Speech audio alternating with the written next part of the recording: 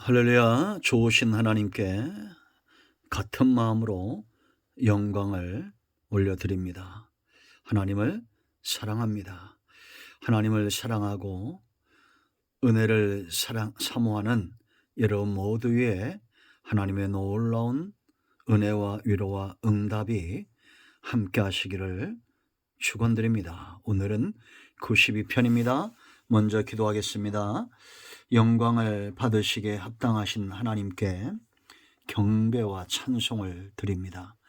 온 마음으로 하나님을 사랑합니다. 주님을 사랑하는 주의 백성들이 여기에 있습니다.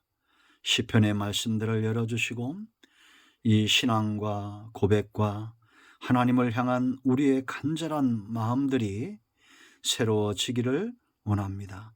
시편의 기자들이 체험했던 하나님의 놀라운 사랑과 은혜를 체험하는 시간이 되게 하옵소서. 그리하여 우리의 믿음이 날로 성장하게 하시고 하나님이 기뻐하는 삶의 수종들은 지혜로운 성도들 되게 하옵소서. 종을 낮추시고 겸손하게 하시고 오직 말씀의 도구만 되기를 원합니다. 예수님의 이름으로 사모하며 기도합니다. 아멘. 92편을 꼭 묵상하시고요. 12절 말씀부터 봅니다. 의인은 종려나무같이 번성하며 레바논의 백향목같이 성장하리로다. 이는 여호와의 집에 심겨졌으며 우리 하나님의 뜰 안에서 번성하리로다. 그는 늙어도 여전히 결실하며 진액이 풍족하고 빛이 청청하니 여호와의 정직하심과 나의 바위 되심과 그에게는 불의가 없음이 선포되리로다. 아멘. 성경은 분명히 의인과 악인에 대해서 말합니다. 그러면 의인은 어떤 사람이 의인일까요? 믿는 자입니다. 여러분, 성경에 신앙 고백을 하는 믿음의 고백을 하는 많은 사람들을 보세요. 오늘 본문을 포함해서 믿음이 없이는 절대 불가능한 것들을 말하고 믿고 고백하고 있습니다. 그렇지 않습니까? 왜냐? 믿음은 하나님이 주시는 선물이기 때문이며 하나님의 입에서 나오는 모든 것들은 믿음이 없는 세상에 지식 있는 자나 학자들이 절대 헤아릴 수 없는 것들입니다. 믿음이 의인들의 삶, 성도들의 삶을 바로 세우고 이 믿음은 그들의 삶의 기초와 같습니다. 이 의인의 삶이 왜 중요할까요? 자, 이제 1절 말씀부터 우리가 묵상할 텐데요. 먼저는 1절로 6절까지 오직 믿는 자만이 깨닫는 영역이 있다는 겁니다. 깨달음의 삶입니다. 자, 6절을 보십시오. 여러분, 어리석은 자도 알지 못하며 무지한 자도 이를 깨닫지 못하나이다. 어리석거나 무지한 자는 절대 깨닫지 못하죠. 그럼 이들이 누구겠어요? 믿지 않는 자들입니다. 하나님을 믿지 않는 자들은 어리석은 자요, 그들은 무지한 자입니다. 그러나 믿는 자는 깨닫습니다. 뭘 깨닫습니까? 1절로 3절 말씀 보세요. 여러분, 지존자여, 하나님을 말하는 겁니다.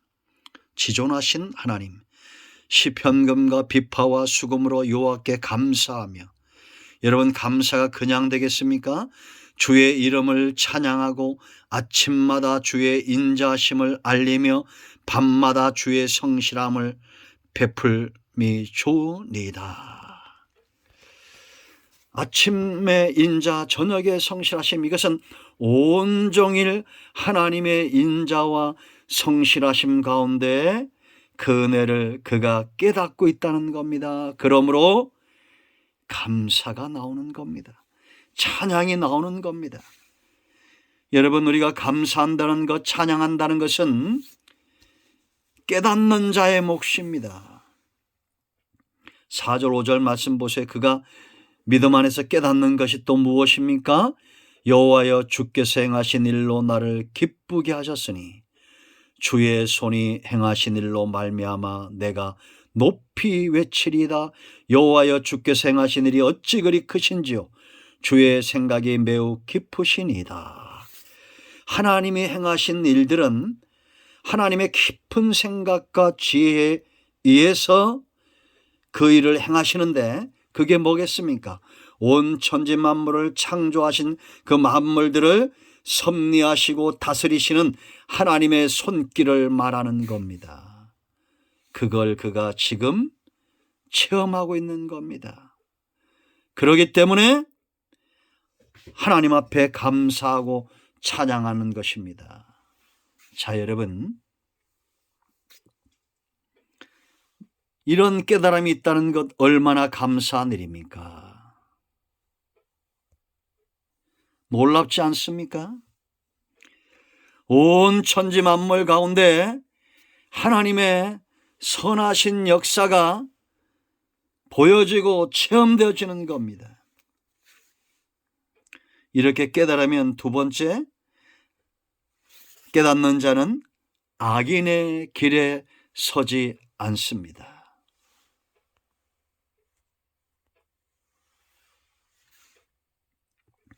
의인의 길을 더 당당하게 걸어가게 되어 있습니다. 왜냐? 깨달았다는 것은 어떤 것입니까? 보는 겁니다. 듣는 겁니다. 그래서 여러분, 보고도 가는 것이 어리석은 것이고 보고도 행하는 것이 무지한 것이며 그것이 바로 죄입니다. 저와 여러분 앞에 생명의 길이 있는데 그 길을 가지 않고 사망의 길을 간다는 것은 얼마나 어리석은 것입니까? 이 깨달음에 이른 의인은 절대 악인의 길에 하나 되지 않습니다. 7절 보세요. 악인들은 풀같이 자라고 악을 행하는 자들은 다 흥황할지라도 영원히 멸망하리이다. 잠깐은 악인들이 풀처럼 자랄 수 있어요. 흥황할 수 있습니다.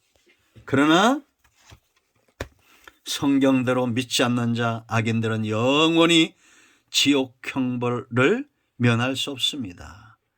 자, 보세요 여러분, 과거에 흥황했던 그런 나라들, 그런 사람들이 지금 어디에 있습니까?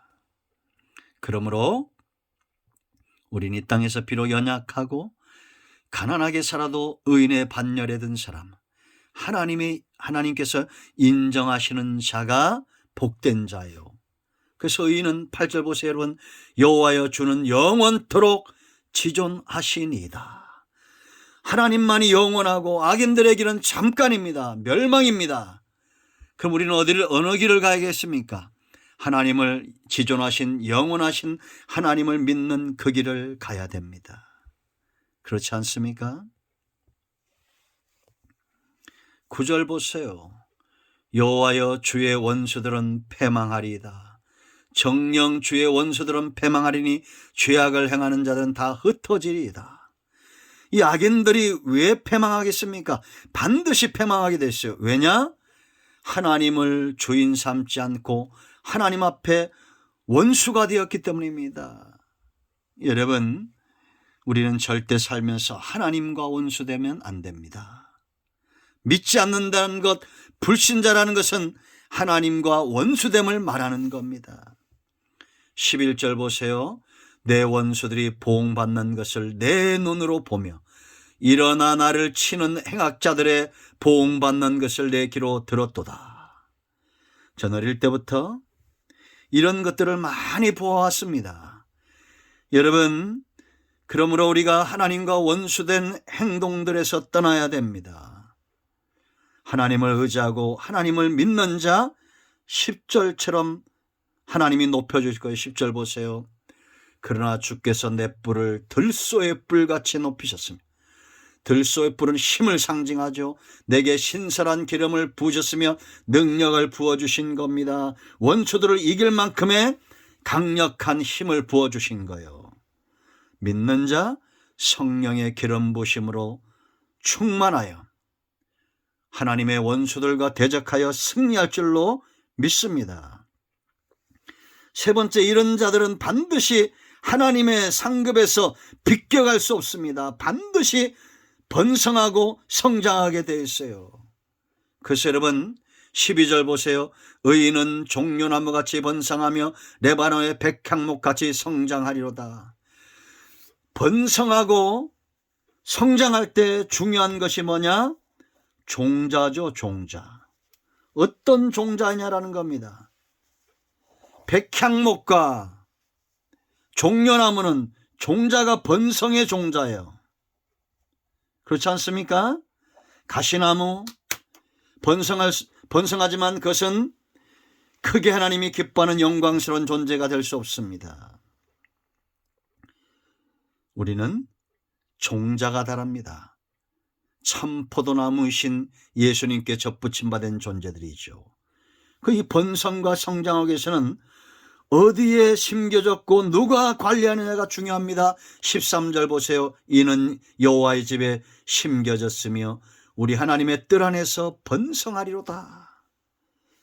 누가 감히 여호와의 집에 그 뜰에 심겨진 것들에 위해를 가하겠습니까? 저와 여러분은 반드시 번성하게 되어 있습니다.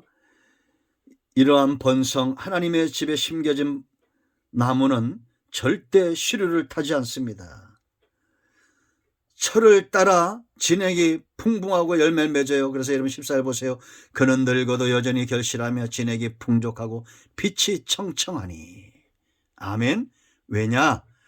15절 하나님의 이 정직하심과 하나님의 보호하심 바위되심, 그 하나님이 우리를 보살피고 있기 때문입니다.